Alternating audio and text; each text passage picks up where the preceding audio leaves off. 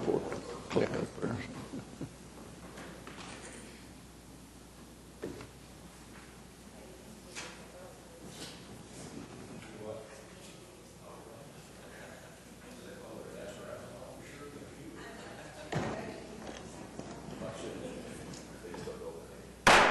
All right, good morning. I will call our May meeting of Central Oklahoma Transportation Parking Authority to order.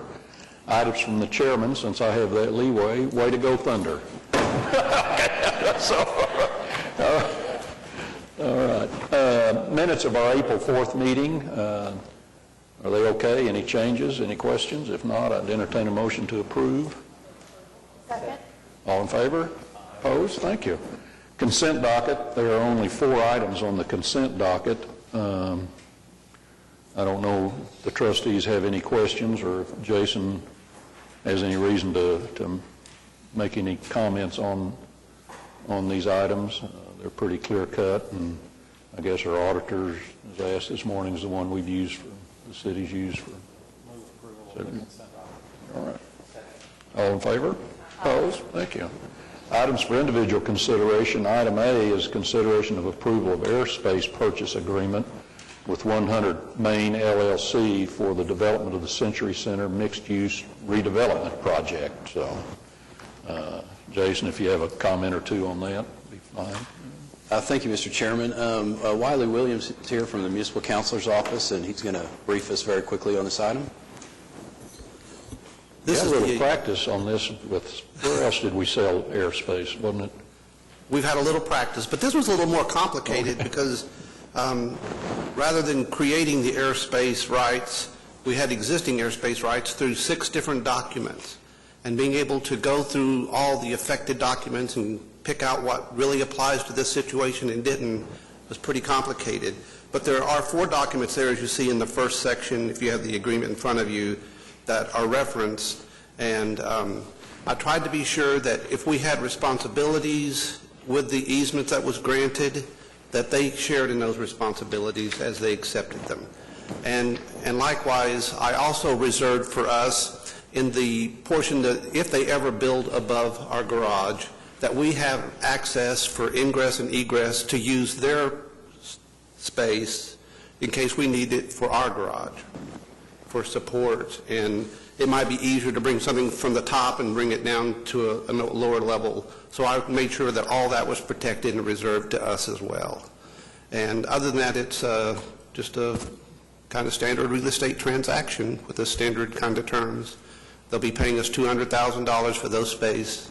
We're buying the title commitment, and they, in exchange for that, they bought the survey because they wanted it from a particular company that we didn't have a contract with. I'm not sure this is normal because you didn't have too many comps, did you? We did not have many comps. Okay. So Wiley, if they did decide to build above our garage, would there be any recognition of cost if they did that, and if we had to close the garage or close portions of the garage and we lost revenue from that? Or would that be is that in this agreement, or would that be a separate agreement altogether? It would be we'd have to do a separate agreement altogether if it impacted us. Okay. Okay. But we have the right to. But I reserved those rights. To negotiate any separate agreements if yes. we needed to. Okay. And it also impact them. You have to, because they're a partner in the other part of the system, so it would affect their tenants as well. So it would be something that would all be worked out. Thank you, Wiley. Any questions? Any other questions? Thank you. Okay. Move approval. All in favor? Aye. Opposed? All right. Item B is consideration of approval of a contract with Brasco International for the purchase of 15 bus shelters with options to purchase additional shelters over the next 5 years. And I think Jason is right. He'd like to make a few comments and kind of bring us up to date on the bus shelters. And Yes, Mr. Chairman. Thank you. Yes, we're excited about this contract and the ability to award the contract for the purchase of the 15 shelters. When we look at some of the improvements we've been making to the bus system over the last 12 to 24 months, being able to bring new shelters online is certainly, in our mind, continuing that momentum of improving rider amenities. You'll notice the contract itself is actually for 15 shelters. I did want to mention that these shelters are actually, we consider them to be an improvement over the existing shelters that we have in the system. Each of these shelters will have 3 sides. They'll be lighted. They'll have a display box for any type of route information that we want to post up for our bus patrons. There'll be trash cans, trash receptacles as part of these shelters. So we really think they're going to be a nicer amenity even than many of the shelters that we have out there. So we're very, very excited about that. In addition, although we're purchasing 15 shelters, we've reached an agreement with Tyler Outdoor Advertising where they're going to be installing 16 shelters. So in total, our goal over the next fiscal year is to install 31 new shelters system-wide. The other thing that I would like to mention is Tyler will do the installation for us, and they will continue to do all of the maintenance of the shelters for us as well. The other thing that we are ensuring is that anywhere we put a shelter, whether it's these 31 and moving forward, we're going to put them in locations that are ADA accessible. Our staff has actually went out and identified, the 31 most prevalent stops for shelters. We've went out with the city's ADA coordinator and basically mapped out each one of those locations to determine what type of ADA accessibility is needed. And we have 6 of those 31 locations where basically we're ready to go. The ADA infrastructure is there. Those will be going up this summer. We've already begun working with Public Works to start the ADA improvements in the other locations. In fact, the location up by Belle Isle on Route 5 is going to be one of the first projects that we've actually already started working on that project. So we'll have shelters up there very soon as well. So I just wanted to kind of try to, catch everyone up to speed on the work that's going to go into this particular project. Jason, where does the money come from? Is it general?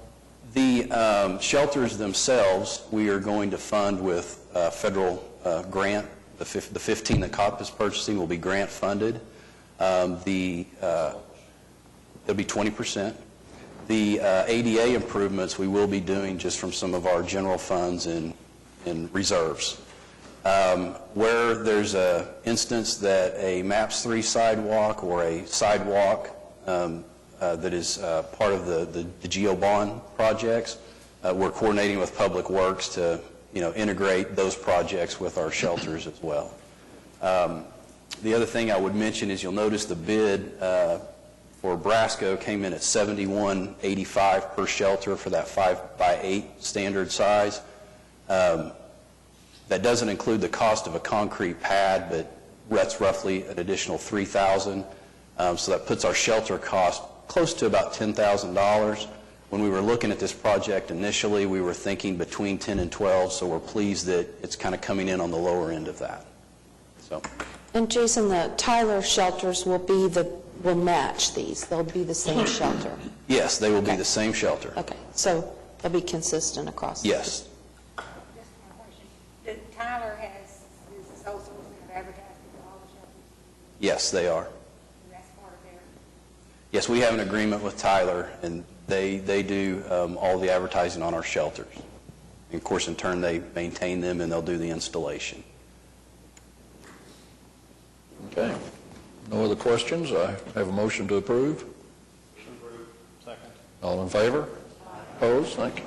Item C is consideration of ratification of the administrator's action and approval of a 2014 Tiger Planning Grant application. Yes, if I could, Mr. Chairman, just talk about this item real quickly. Again, this is a $480,000 Tiger Planning Grant that we have applied for. We were put on notice that these funds were available around mid-March. The application was due, I believe it was on April 28th, so we rushed around and got the application submitted in time. And what this application does is it provides for, if we're approved for the grant, it will provide essentially for a feasibility study of a bus rapid transit route through our Northwest Corridor. The Northwest Corridor is essentially downtown, up Classen, and out on Northwest Expressway. This is a corridor that is consistent with our 2005 fixed guideway study. And I might mention, too, that as we're aware, ACOG is currently doing a corridor study of their own, or I should say, for the benefit of central Oklahoma communities. And that study looks at corridors from downtown to Edmond, downtown to Norman, and downtown out to Midwest City. So this will be a corridor study different than the ones that they're currently looking at. So with that, I'll take any questions. All right. All in favor? Opposed? Thank you. Item D is consideration of adoption of resolution of the governing body for projects submitted to the Transportation Alternatives Program. I guess this is an ACOG program. Yes, sir, Mr. Chairman. ACOG is administering this grant. The TAP program, or Transportation Alternatives Program, is a new grant for us. We've never applied for this grant, and it's part of the MAP 21 legislation. And essentially, again, ACOG is administering it, and the purpose of the grant is to provide increased accessibility for pedestrians, non-drivers to public transportation. And so the program that ACOG has put together really focuses on that pedestrian access and bicycle facility improvements. And so we have applied for this grant with the expectation of, if we're awarded it, being able to do some amenities for bicycling and how that connects with transit, but also primarily sidewalks, additional pedestrian improvements to make it easier for people to use public transportation. And so, again, we asked to put this one on the items for individual consideration because it is a new grant that we haven't applied for before. All right, thank you. If I have no questions, I'd have a motion to approve item D. All in favor? Opposed? Thank you. Item E is consideration of approval of final plans and specifications for landscape improvements at Union Station, and authorize the administrator to advertise and release the bid. Yes, sir, Mr. Chairman. This item, pretty straightforward. It will provide for plans and specs for the completion of the landscaping. You'll notice on the memo we have an estimated cost of roughly $100,000 as our budget for this project. I did want to mention that we've included some alternates in this bid to make sure that we can maintain that budget. So, for example, the original specs call for some concrete edging around some of the planters. Well, we've also included an alternate, depending on what the bid comes back, using basically a steel border rather than a concrete border. We also, in the original plans, we have some pavers and some furnishings for employees or visitors to be able to, go outside and sit at a nice little, picnic table or break area or whatever. We have those included as an alternate. Also some, aesthetic type things associated with the landscaping, some boulders and stuff like that. We have those as alternates. So we're really committed to trying to ensure that we stay on budget, and so we've included those alternates where we can deduct if needed.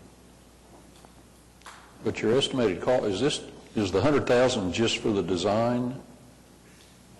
No? That's going to be our estimated cost, for the landscaping project for itself. the whole project, not just the design of this. Right. Well, it's kind of hard to read this and see if that, okay. All right, do we have a motion to approve? Good. Thank you. All opposed? All right. Next item is ratification of claims and payroll.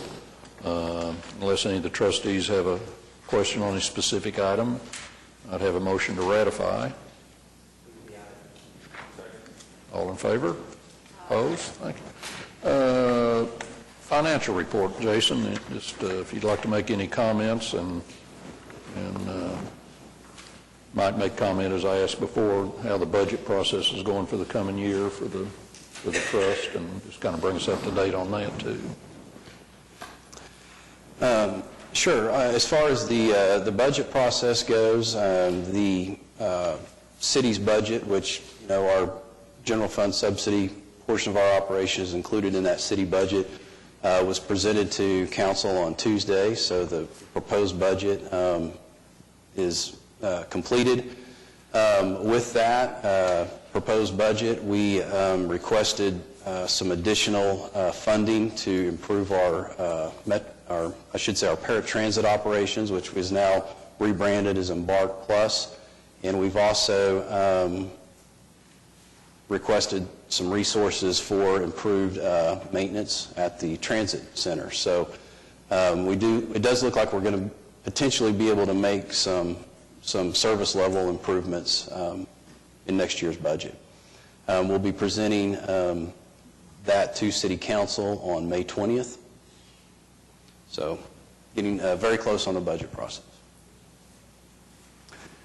Then in terms of the financial reports, starting with transit operations, just to hit a few of the highlights, our operating revenues are essentially on target for the year. Our operating expenditures, other than the personal services category, which we've been talking about over the last several months, our overall budget on expenditures we plan to finish under, but the personal services category, which is where our payroll, our health insurance, those types of expenses are tracked, we are, at least through 9 months of the year, at basically 1.7% over budget. If you'll recall, as we've looked at this throughout the year, there's been some months where we've looked at it and we've been projected to be 1 to 2% over, and then over the last couple of months, we've been able to dial that back down to where we're at about 98 or 99% of the budget. So we're confident that we'll finish within our budget this year. We may still end up being slightly over in this particular category. And again, that goes back mainly to our insurance costs for this year being higher than what we'd anticipated in the budget. But on the parking, talk just real quickly about the parking revenues. Our revenues are essentially slightly above target for the year. Our operating expenditures are under target, so parking, really no issues on parking. Would like to talk about the river financials just a little bit, and this is on page 4 in your financial report. A couple things we have going on. Looking at total operating revenues, you can see that we are under budget on operating revenues. Part of that is because we had roughly $37,000 budgeted in a grant that we actually ended up drawing on in the prior fiscal year. So we have not received that revenue and do not expect to receive that revenue this year at all. Also, if you'll recall, we were closed for service in September due to some dam failures. So that has impacted our revenue. So we do anticipate finishing a little bit under on our revenues for the year. We do have adequate reserves to balance that out. It's something that we will, of course, continue to monitor and make sure our reserves are at appropriate levels. The other thing I would like to talk about quickly is if you look at the heading there under the operating expenditures heading and look at the other services and fees line, if you look over on the right side of your report, you can see about a $165,000 variance. In other words, the financial report that we have in front of us is essentially saying we are $165,000 over on budget for the current fiscal year. And really what that is, I want to try to explain that. Basically, we don't feel like we're going to necessarily exceed our overall budget this fiscal year. This projection in the report is really based on the fact that we built our budget based on the old contract we had with HMS for the ferry service. And in that old contract, we reimbursed expenses as they occurred. A new contract was approved by the board in February, retroactive to January, where we said essentially we're going to cap the expenses that we will pay to Hornblower. They cannot exceed those expenses without approval, and the way we're going to manage that is we're going to pay a flat amount each month, and then at the end of every 6 months, we're going to reconcile that back. And so what this projection does not contemplate is that new contract where we're going to have that reconciliation. So, for example, if we look just at January through March of this fiscal year, if we were to stop and do the reconciliation today, we would actually get money back from Hornblower, and that's not reflected in this report. So, I'd be glad to go into additional detail with anyone that wants to look at it, but bottom line is we do believe we're going to be able to manage within our budget this year, and we would expect this number to start coming down, being less negative as the year goes on. All right. Questions from the trustees on any of the financials? Not, then I have a motion to receive the reports. All in favor? Opposed? Thank you. Program reports, transit system report. Yes, sir, Mr. Chairman. Hit a few highlights from the transit system report. Starting with our fixed route ridership in March of 2014, we averaged 9,853 passenger trips. That's essentially level or flat with what we did a year ago in March. But it is nearly 400 more passenger trips on a daily basis than the previous month, what I had reported in terms of February ridership. So month to month, it's a very good trend for us. In looking at our Saturday service, we actually averaged about 4,078 passenger trips.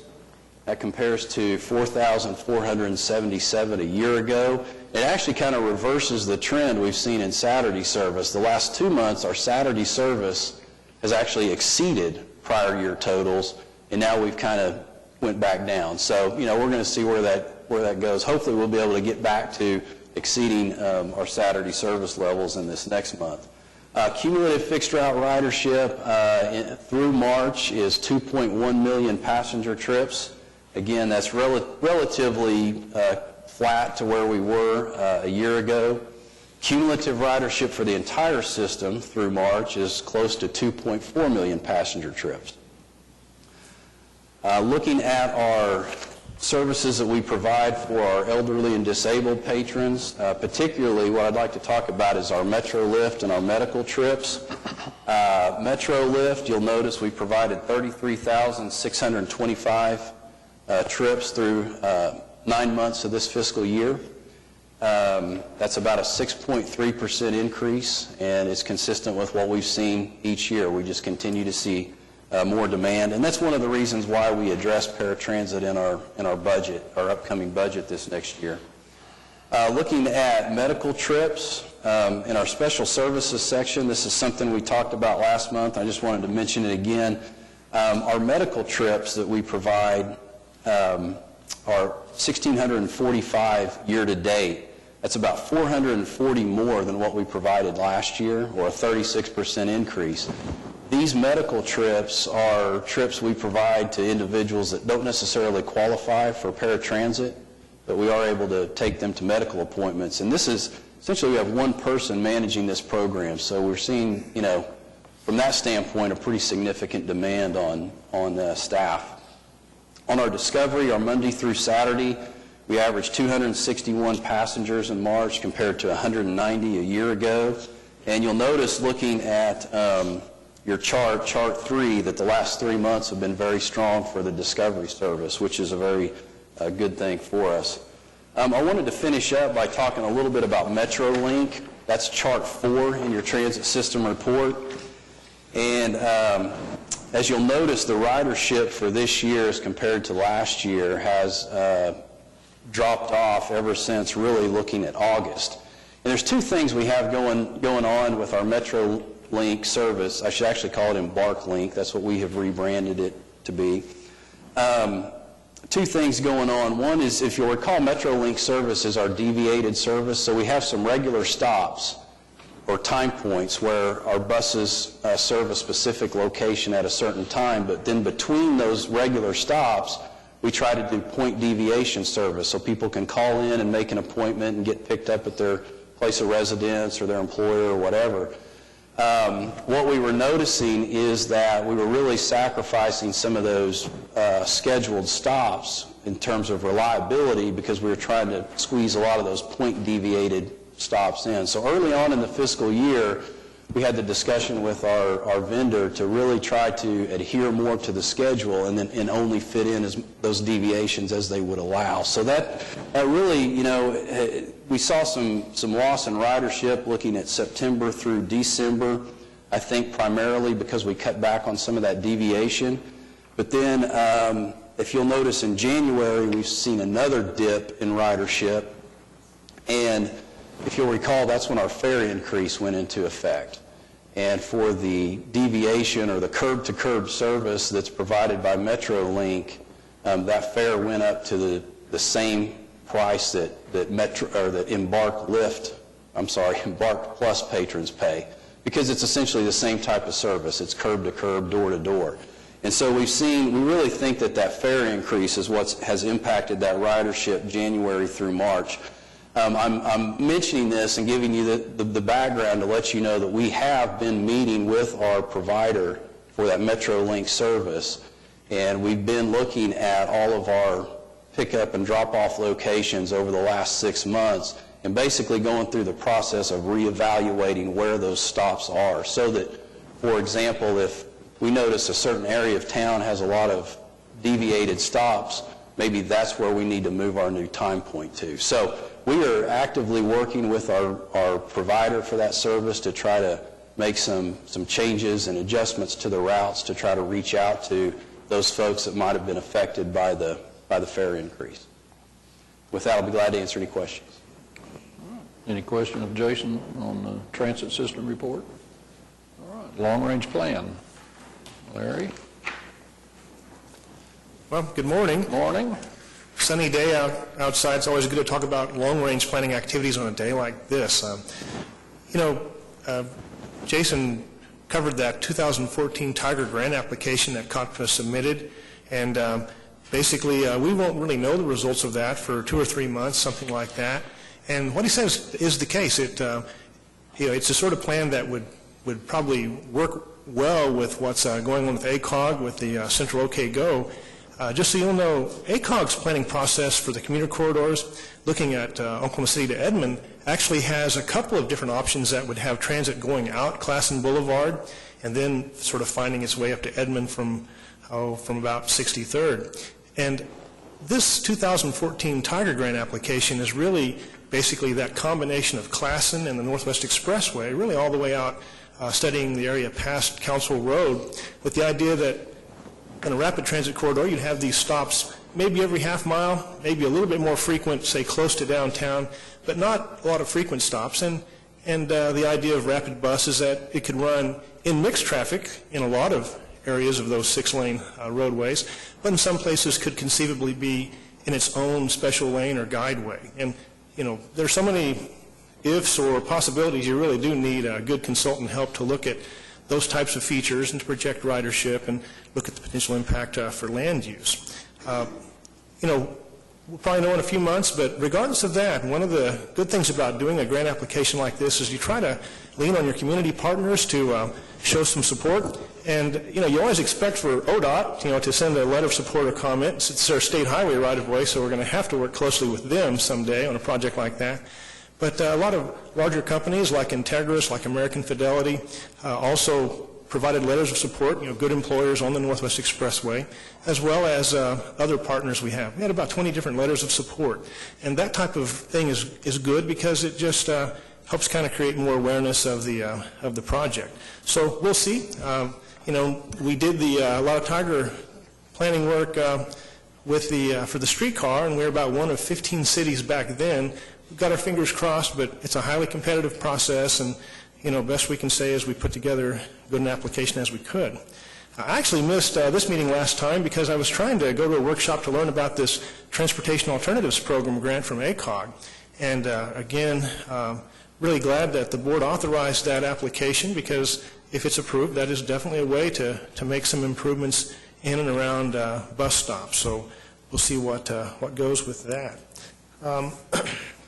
Aside from that, there are other partners that we did work with and meet with. The Uptown 23rd merchants, for instance, that's where the Route 23 runs on 23rd Street. And basically, they were having strategic planning retreats on transportation. So we had a chance to talk about transit there, some of the potential plans for the future, kinds of ridership we experience, and also things like what happens if you link a busy corridor like 23rd to a rapid bus corridor like Classen. So those were good meetings. And I guess we did a presentation with the Governor's United We Ride Council. And the most interesting thing about that was how few of these folks, even though they're really knowledgeable about transit, how few of them realized how the fares really don't cover the entire cost of transit. And so that was kind of a good educational moment for a number of those different social service and other providers to visit with them. And then the other thing about Fixed Guideway Plan is, in the 2005 Fixed Guideway Plan, there was the enhanced bus element. And, looking back at it, it actually recommended this idea of the Route 11 kind of crosstown route on Southwest 29th. Nelson Nygaard obviously took some of that sort of work and a lot of their own research, came up with a great plan, and it's been exciting to see those types of changes occur this week as well, because all that is kind of a step towards bigger and better transit system. All right, thank you. Larry? Parking. All is well. All is well. If you'll notice in your report, not much has changed from last month. Event revenue and our monthly, they're about the same. We lose a few, we gain a few, so not much has changed there. We did release the RFP for Sheridan Walker for the repairs. The bids are due May 7th, so hopefully next month I'll have a contract, be bringing a contract to you. The pre-bid meeting, we had 7 or 8 companies, so I'm hopeful that we'll get some good bids. On the Arts District Garage, we're currently, if you notice, we're on the 10th floor on the northwest corner, the stair walls and the elevator walls, so it's getting really close to topping out. Electrical and masonry are working on the bottom floors and working up following the pouring of the decks and things like that, so we're getting close on that. The shuttle service continues to run really well. It gives us an opportunity to use those lots for event. We used them last month, I guess, for the Arts Festival and for Thunder Parking. So it's kind of came in handy having those so we have extra inventory. We've also had some requests from other garages or other individuals that's now just, looking for parking. So we are taking those as well if they're interested in doing the shuttle. On the Century Center, the contractor continues to brace the bottom in preparation of removing the deck between -1 and 2. That's the first step of what they're working on, and also working with the other contractors in getting that project going. Kimley Horn and Associates with the parking study was here last week, met with stakeholders and other staff to begin the parking study process. We had meetings on Tuesday afternoon and Wednesday morning, and they're predicting a 5 to 6 month completion time frame. So with that, Refresh my memory, how many spaces we'll have here in the new garage? 830, 830. and they're all spoken for. Oh. Pretty much. They're Pretty all much. spoken for. Yeah. It'll be full when we open. So. Any questions? Thank you. Mm-hmm.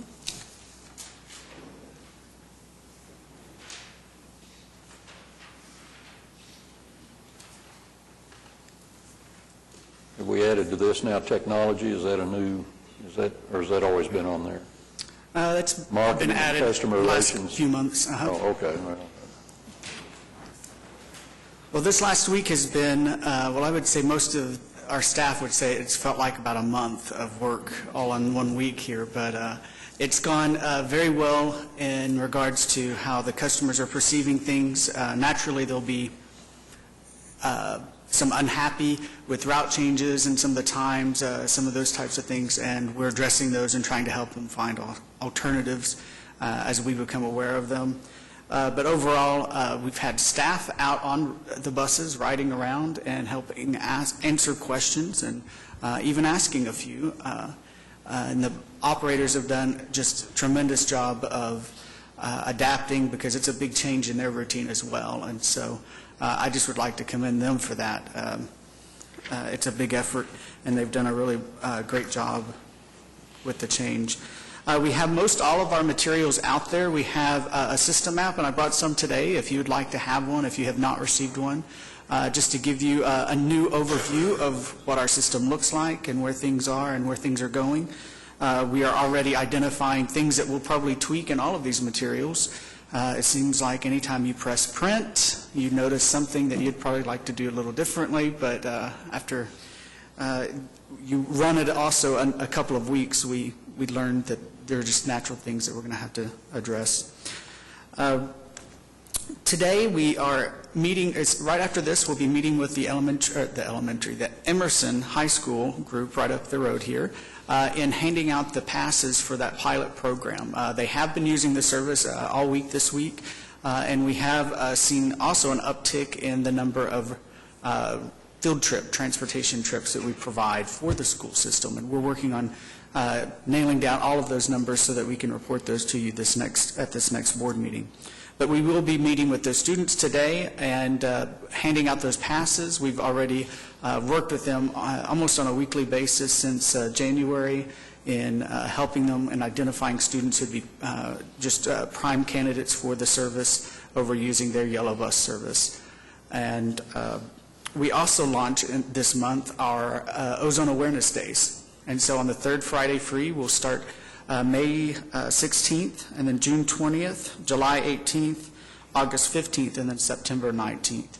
And those are always pretty successful days in seeing increased ridership. But the media has also paid a lot closer attention to it as well in the recent years in helping us communicate the message of getting folks out of their cars and into public transportation. So we do have a lot more coming up and a lot more going on. And we'd be glad to answer any questions you might have today. Yeah. All right. Michael, have you noticed a bigger than expected increase in the number of phone calls regarding the route changes?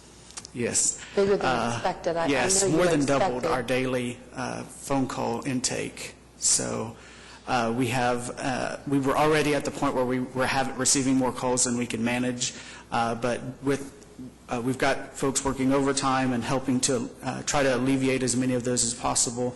And they are a little different than what they were. It is more about, how do I get here now, whereas it used to be, well, where's my bus? What time is it going to be here?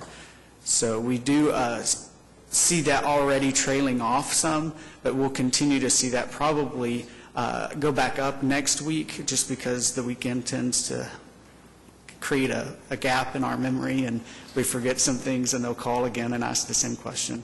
But we also institute the fares again starting Monday, and so we'll probably just have calls on that.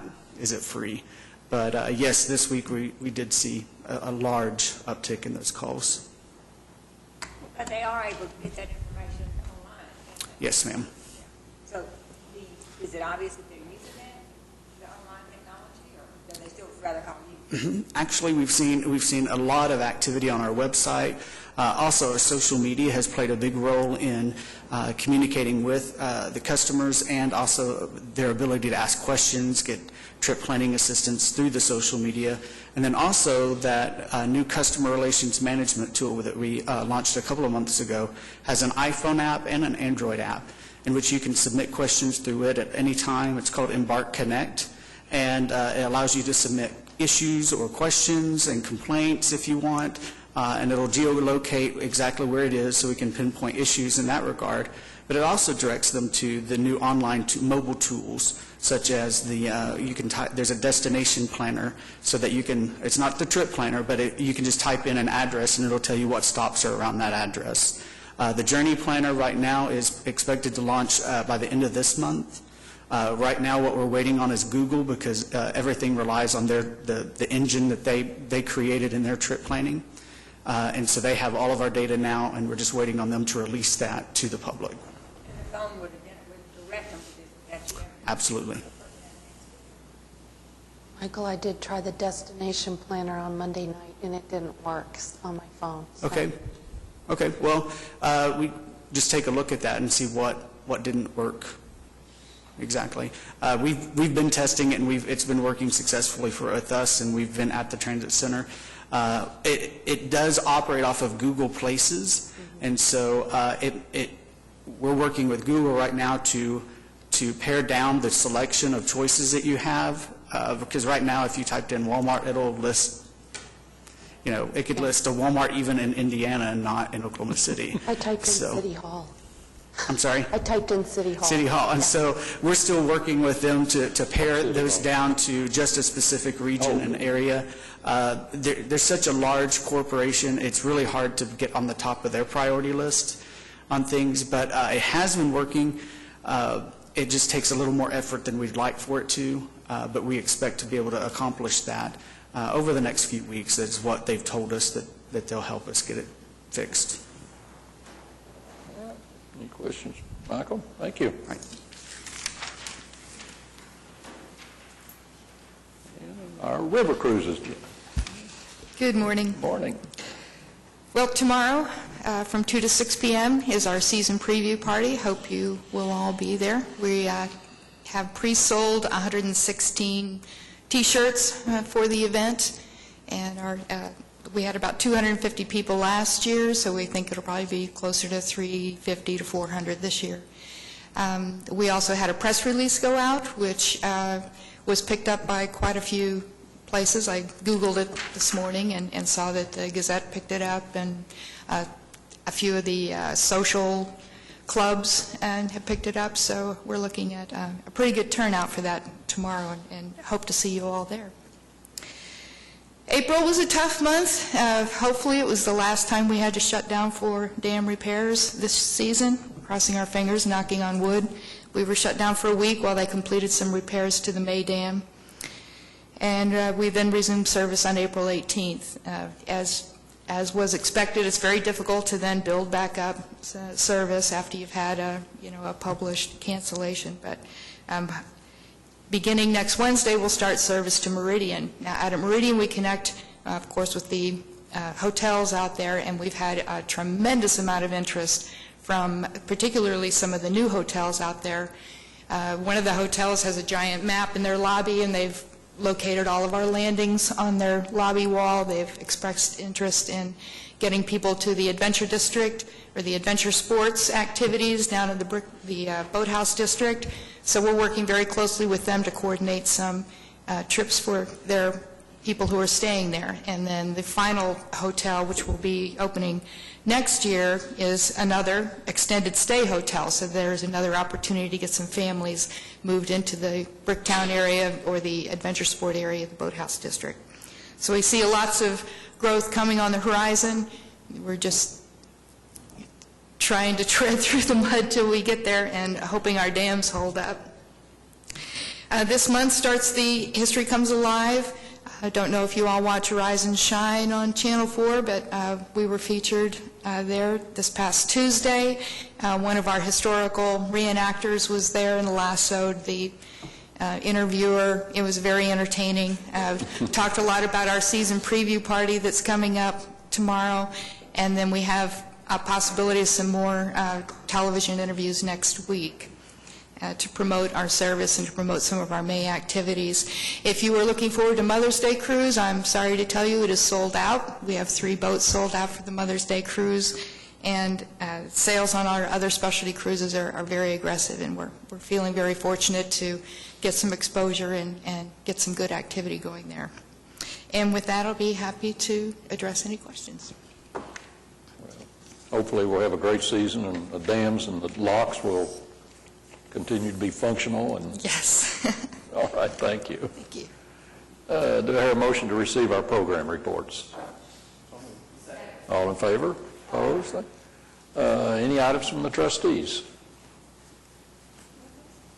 I'd just like to echo what Michael said about the good job that the staff has done in preparing and getting the Embark changes implemented on Monday, and hopefully they're successful into the future.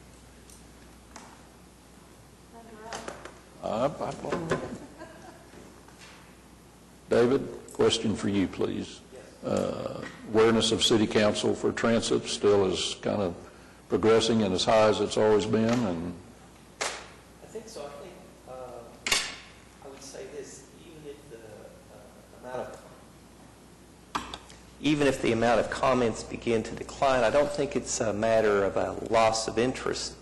I think it's more of a better understanding of what all goes into the transit system and how challenging at times it can be to provide good coverage for the entire city given the size that we have. And so I think it's the interest is still high, and we're looking forward to continued growth within the system.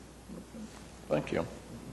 I will add to that with, at the council meeting on Tuesday, Councilman Shadid did ask, Jason actually asked the city manager to provide additional information about the cost of more service improvements, including evening service. So I think that the conversation is continuing to be strong. Good. Thank you. Laura? Craig? Okay. You got trained well by Rick, surely. That's right, so. that's right. I just wanted to echo some of the comments that have been made, but about the launch of our new service, and really thank our staff, our operators. Well, I know our customer service people experienced some significant call volume. Our operators experienced some significant question volume as well. And really a big thanks, too, to our administrative staff. We had a lot of our administrative staff sign up to work shifts as ambassadors and ride the buses. And so, reaching out, being available, and having that accessibility for our bus patrons, I think was very good. We had a good week. And in terms of ridership, I didn't mention this. We don't have all of the numbers yet, but for the first week of these route changes, we averaged over 11,000 passenger trips per day. At least that was through Wednesday, and I think we gained momentum as the week went on. So we were very busy. Now, granted, it was free service, and everybody was out, trying out the new routes, but nonetheless, we had really good ridership. Thank you. Counselor? Oh, okay. All right. I guess I'd entertain a motion to adjourn. Oh, thank you.